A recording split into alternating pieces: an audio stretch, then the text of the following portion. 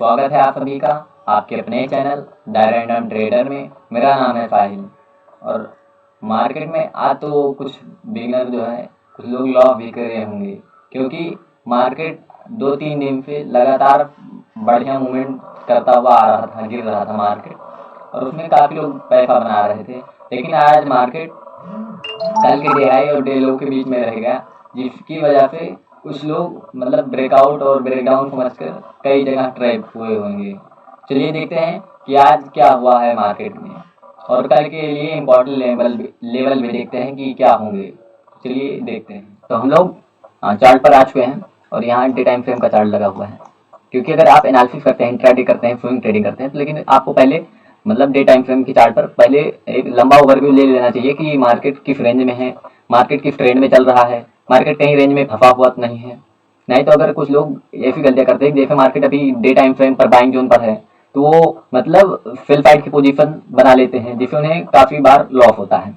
और ऐसा खतरनाक भी बहुत ज़्यादा होता है, क्योंकि अगर आप मार्केट जैसे बाइंग एरिया में है तो आप वहाँ पर 90% या 100% तक आप सिर्फ बाइंग ही देखिए। आप अगर फिल देखेंगे तो टैप होंगे और फिल में वहाँ पर पैसा भी नहीं बनेगा। तो पहले हम लोग डे टाइम फ्रेम पर देख लेते हैं इंपॉर्टेंट। तो जैसा कि मार्केट कल एक बाइंग जोन में था, ये पूरा बाइंग जोन ही है, क्योंकि मार्केट यहाँ जब भी आया है, यहाँ मार्केट इसे क्रॉस किया और फिर ऊपर गया, फिर यहाँ पर नीचे आया और फिर यहाँ पर बाइंग हुई इतनी कि ये सीधा यहाँ पर चला गया, इसका हाई यहाँ गया, फिर इसने थोड़ा पुल बैक मार लिया और फिर मार्केट ऊपर हाई डे हाई मारा। तो ये फिर आया यहाँ पर फिर से मार्केट में एक बाइंग चालू हुई और मार्केट को सीधा यहाँ तक पहुँचा कर ले आई, मतलब ऑल टाइम हाई को टच करा दिया। तो ये एक बाइंग एरिया है, ये आपको समझ कर चलना पड़ेगा, क्योंकि अगर आप डे टाइम फ्रेम पर देखेंगे तभी आपको पता चलेगा कि मार्केट अभी कौन सी एरिया में ट्रेड कर रहा है।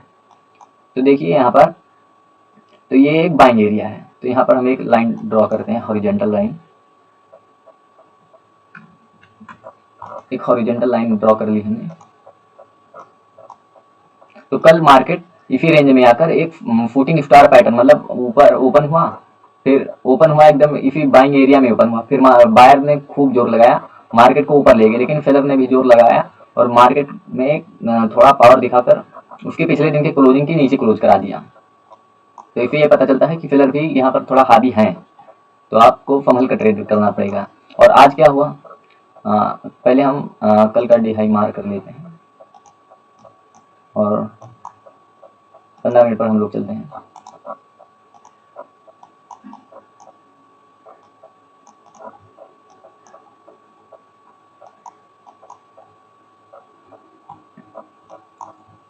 तो ये 15 मिनट का चार्ट है। तो आप इसमें देखिए कि मार्केट यहाँ पर ओपन हुआ, यहाँ पर जब कल ओपन हुआ था तो ये बाइंग एरिया थी। अगर आप देखे होंगे तो मैंने यहाँ पर बताया भी था कि ये बाइंग, मतलब कल नहीं लेकिन हमने 2 दिन पहले के जब सपोर्ट रजिस्टर मैंने मार किया था, उसके पहले मैंने, क्योंकि इसके पहले मैंने 2 दिन गैप कर दिया थोड़ा ज़रूरी वर्क की वजह से, तो उसमें मैंने बताया था कि ये एक बाइंग एरिया है। तो यहाँ मार्केट खुला, ये खुला मार्केट और यहाँ से बाइंग चालू हुई, थोड़ा सा यहाँ पर पुल बैक लिया और मार्केट ने कल के क्लोजिंग के ऊपर जाकर क्लोज किया, फिर मार्केट में थोड़ा करेक्शन आया और फिर मार्केट ने कल की क्लोजिंग के ऊपर गया, बट वहाँ सस्टेन नहीं कर पाया मार्केट, एक और मतलब क्लोज होते होते कैंडल एक फुटिंग स्टार की फॉर्मेशन ले लेती है और फिर वहाँ से फिलहाल थोड़ा हावी होते हैं और इसे गिराकर मतलब फुटिंग स्टार टाइप की कैंडल बना देते हैं, अगर आप डे टाइम फ्रेम पर देखें तो। चलिए आज के देखते हैं मार्केट। आज के लिए पहले हम लोग कल की क्लोजिंग मार्क कर लेते हैं। कल की क्लोजिंग मार्क करिए। देखिए हमें अगर बाइंग और सेलिंग में थोड़ा कंफ्यूजन अगर हो तो हमें ये देख लेना चाहिए मार्केट कहाँ है। अगर मार्केट कल के प्रीवियस डे के लो के नीचे ट्रेड कर रहा है, मतलब वह थोड़ा सेल साइड में चला गया है, और अगर आज प्रीवियस डे के हाई के ऊपर ट्रेड कर रहा है तो वह मतलब थोड़ा सा बाइंग एरिया में चला गया है, तो इसका भी हमें थोड़ा ध्यान रखना पड़ेगा। और डे हाई, प्रीवियस डे लो, डे हाई और क्लोजिंग, ये हमारे लिए बहुत ज़्यादा इंपॉर्टेंट होती है। तो हम इसका लो मार्क कर लेते हैं।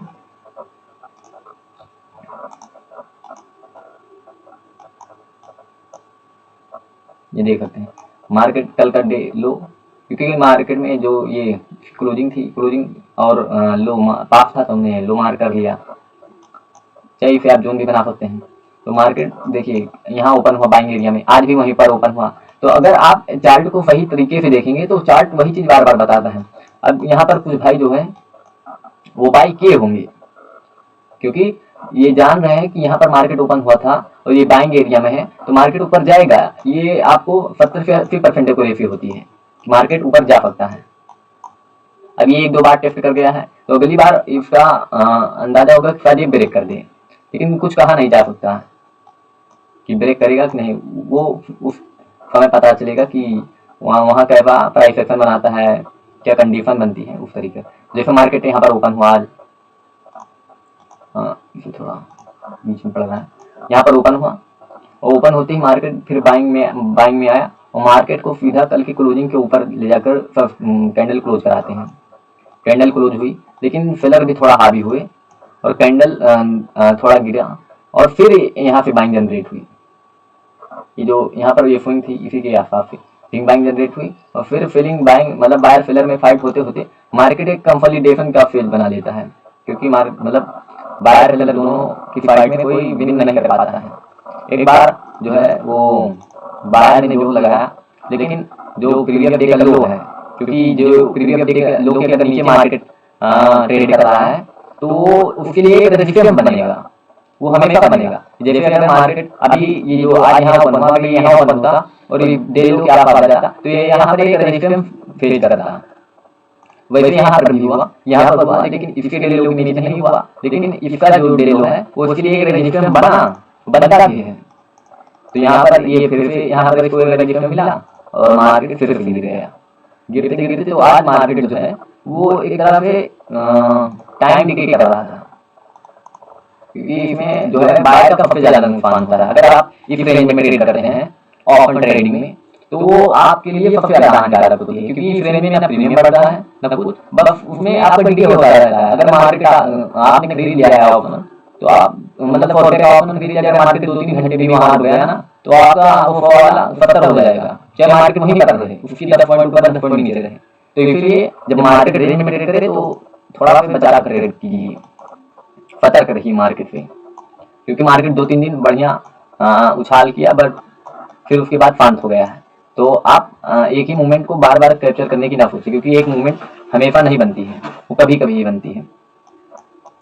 चलिए हम देख लेते हैं कल के लिए कुछ इंपॉर्टेंट लेवल क्या होंगे जो हमारे लिए कल इंपॉर्टेंट होंगे कल की ट्रेडिंग के लिए, आई थिंक मंडे के लिए, क्योंकि कल तो सैटरडे है। चलिए मंडे के लिए हम कुछ इंपॉर्टेंट लेवल देखते हैं। पहले हम इसको डिलीट कर देते हैं, डे टाइम फ्रेम पर पहले हम लोग थोड़ा सा देखेंगे फिर। तो आप देख सकते हैं कि मार्केट एक बाइंग एरिया में है 43,580 से ये लगभग ये यहाँ तक ये कितना है 43,358 तक ये पूरा बाइंग एरिया है। और इसमें कोई एक पार्टिकुलर एक लेवल नहीं होता है, यहाँ पर पूरा एक जोन होता है। तो इसके बीच अगर आप ट्रेड करते हैं तो आपका मतलब प्रीमियम नहीं बढ़ेगा घटने के सिवाय, क्योंकि यहाँ पर जो है वो डीके बहुत ज्यादा हो जाता है। बाद भी डीके बहुत तेजी से हो रहा था, तो हमारे लिए ये एक इम्पोर्टेंट लेवल होगा।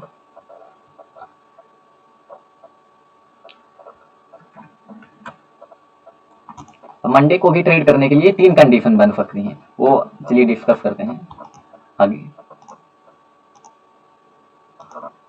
ये भी हमारे लिए एक इम्पोर्टेंट, क्योंकि जो प्रीवियस स्विंग होती है 15 मिनट पे चलते हैं। चलिए अब देखते हैं, अगर मार्केट जो है ये पूरा जोन है, तो अगर मार्केट जो है मान लीजिए मार्केट इसी रेंज में ओपन हो गया आज के हाई और लो के, तो हम पहले देखेंगे कंडीशन कौन सी बन रही है। अगर मार्केट किसी मतलब ओपन होते ही अप ब्रेक करने लगा या डाउन ब्रेक करने लगा तो हम लोग एंट्री नहीं करेंगे, हम पहले प्राइस एक्शन बनने देंगे, या मार्केट हाई या लो के आसपास कहीं जाकर कंसोलिडेट करेगी और उसके बाद ब्रेकआउट करे तब हम एंट्री लेंगे, नहीं तो हम एंट्री नहीं लेंगे।